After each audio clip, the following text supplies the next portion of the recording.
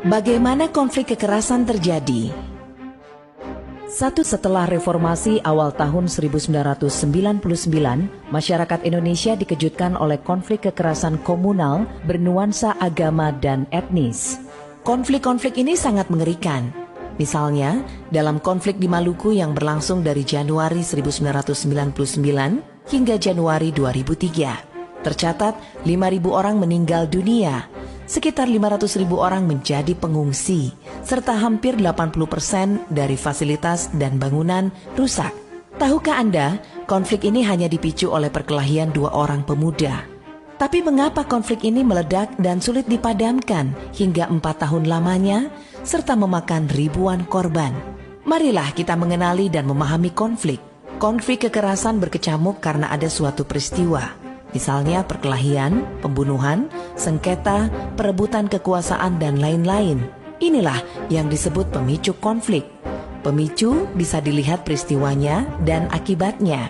Tetapi ada faktor lain yang mendasar, yaitu akar konflik. Akar konflik biasanya tidak terlihat di permukaan.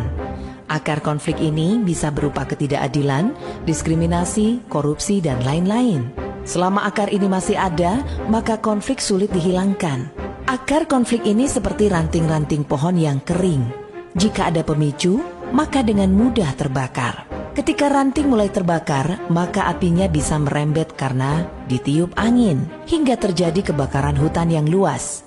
Angin inilah yang disebut akselerator konflik. Akselerator konflik bisa berupa isu agama, suku, atau identitas-identitas lain. 3 hal di atas disebut faktor konflik.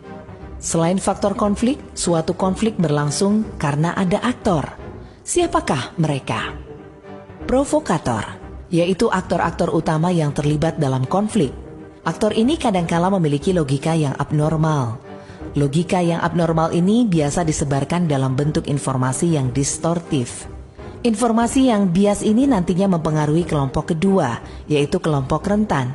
Mereka tidak terlibat langsung konflik, tapi akhirnya terpengaruh dan ikut terlibat dalam konflik.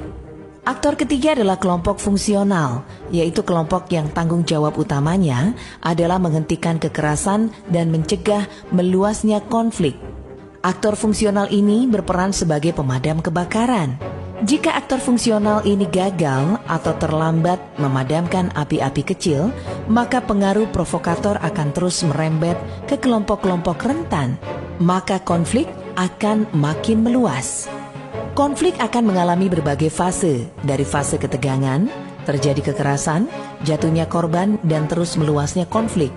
Itulah yang disebut fase ekskalasi. Ketika konflik mulai diatasi, akan terjadi perundingan, perdamaian. Itulah yang disebut deeskalasi.